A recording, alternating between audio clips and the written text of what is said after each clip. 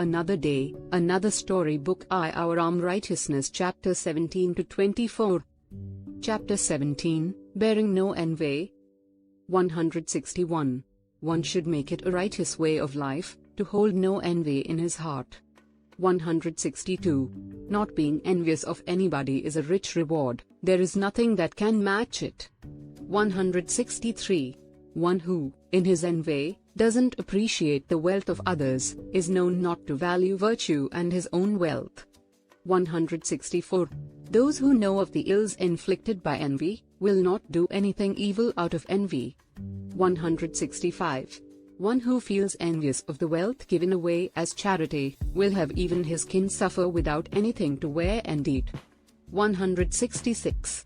For destruction to be caused, there is no need for enemies. If one has envy, it will suffice. 167. Shri Devi, goddess of wealth, will despise a jealous person and direct him to her sister, Mudevi, goddess of poverty. 168. Envy is a damdil that will destroy one's wealth and consign him to a fiery inferno. 169. The wealth in the hands of a person with envy at heart, and the destitution of a person, devoid of it, are aberrations that need to be analyzed. 170. An envious person doesn't ever attain glory. Of those who have no envy, there is none who has fallen from glory. Chapter 18, Not Coveting Assets of Others. 171. If, without fairness, you desire to usurp the well-earned wealth of others, it will destroy your family, trigger more crimes and result in guilt. 172. Those who desist being unfair, will not sin, coveting the material benefits of others' possessions. 173. Craving for the cheap thrills that others' money can give, one who seeks true happiness, will not do an unrighteous act. 174. One who is flawless and wise and has mastered all senses, will never feel I'm poor and yearn for others' wealth. 175. What is the use of deep wisdom and broad knowledge, if one acts indiscreetly with anyone, coveting his wealth? 176. One who seeks to be compassionate and manifests it in virtuous ways, will succumb to destructive thoughts and acts, if he falters and covets others' possession. 177. Do not covet others' wealth. On fruition, the consequences are always contemptible. 178. How will one's wealth never shrink? By not desiring to usurp the wealth of others. 179. Wealth will find means to bestow itself on those who, knowing the virtue of not coveting others' property, wisely desist from it. 180. Coveting others' wealth injudiciously will result in dire consequences. One who takes pride in not so desiring will meet success. Chapter 19, Avoiding Backbiting. 181. Even someone who is a sinner and does not speak of virtue, will benefit from never slandering anyone in his absence. 182. To wear a deceitful smile in one's presence but to slander him in his absence, slaughtering his reputation, is more harmful than refuting all that is virtuous and doing unrighteous deeds. 183. It is better to die than to live by backbiting and then being hypocritical, so dying may yield the benefits spoken of by moral scriptures. 184. It is possible to speak impolitely to someone face to face, but never utter an imprudent word behind the back. 185. One who extols righteousness but is insincere at heart, is exposed when he is devious enough to backbite. 186. One who smears another behind his back, opens himself up to similar smear when he falters. 187. Through slander behind the back, one who gets estranged from friends, is incapable of indulging in pleasant talk and gaining friends. 188. If one is known to habitually sully his friends for their faults, what damage would he do unto others?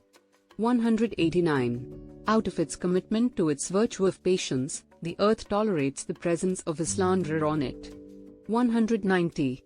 If one looks at his faults in the same light as others' faults, will any harm befall the lingering human lives? Chapter 20, Avoiding Vain Speech. 191.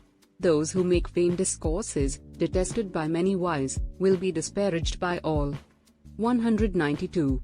It is more harmful to speak vain words in front of many, than to do contemptible deeds to your friends. 193. One's gracelessness is exposed by his elaborate hollow speeches. 194. Vain words spoken without dignity to a group are ungainly, unrighteous and yield no gains. 195. Reputation and respect will be lost when an affable person speaks worthless words. 196. Call him not a man, one who speaks vain words, he is a scum. 197. A noble scholar may speak ungraciously, if he has to, but he must refrain from speaking vain words. 198. The wise, who seek to understand deeper significance of things, will not utter words with no substantial worth. 199. Those who are flawlessly wise, and have overcome all delusion, will desist from speaking worthless words, even unconsciously. 200. Speak, such that what you speak is worthy, speak not if what you speak is not worthy. Chapter 21, Dread of doing evil deeds. 201. Sinners do not dread, while great men dread the delusion of evil deeds. 202. Vile deeds yield vile results, and hence, vile deeds are more fearsome than fire. 203. The foremost among all wise deeds is to refrain from doing harmful deeds even to those who detest you. 204. Desire not the destruction of another, even subconsciously, else, virtue will determine the destruction of the one who desires so. 205. Don't commit anything evil in the name of poverty, the poorer it will render you. 206. If one wishes not to be tormented by painful reactions, do not harm others. 207. There is scope for surviving any sort of enmity, but there can be no respite from the repercussions of an evil deed. 208. The shadow stays rooted to the foot, the evil that men do will remain to torment them. 209. If one loves himself, he shouldn't do an evil act, howsoever small it is. 210. Know a man to be free of torment, if he doesn't take a shortcut to do an evil deed. Chapter 22, Awareness of, and Alignment, to the ways of the world. 211. Doing one's duty without desiring any favors, is like rain, what can the world do in return for the rains? 212. The purpose of one's hard-earned money is to be deployed to help the deserving. 213. In this world and the other, it is tough to attain anything better than beneficence. 214. One who is aligned to the right ways of the world, lives amongst the alive, the others are placed amongst the dead. 215. The wealth of the wise one who loves, and is loved by, the world, is like a public pond brimming with water. 216. Riches falling upon the benevolent, resemble a ripe tree laden with fruits, in the middle of a village. 217. Riches falling upon a person of great qualities, resemble an unfailing herbal tree that is a source of medicines. 218. Even in times of distress, those who don't shy away from beneficence, have clear vision of their moral responsibilities. 219. A benevolent person turns poor when he laments his inability to do the good deeds he is used to doing. 220. What harm can come out of beneficence? Such harm deserves to be bought even by selling oneself. Chapter 23, Charity. 221. Giving to the poor is charity, all else have the quality of anticipating a return. 222. To receive is a vice, even if it is accepted as a good virtue. To give is good, even if the heaven is denied. 223. Charity, without mention of the distress of poverty, is present only in those from a good family. 224. To be asked to give is bitter too, until seeing the smiling face of the recipient. 225.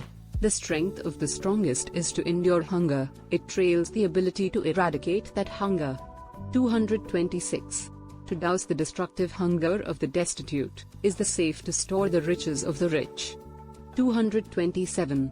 Hunger, the deadly disease, never touches one who is accustomed to share his food with others. 228. Do they not know to enjoy the joy of giving, those loveless people, who keep their wealth only to lose it? 229. Eating alone to increase one's accumulated wealth is more distressing than begging. 230. There is nothing more harrowing than death, that too seems sweet, if one is unable to give thing to the needy.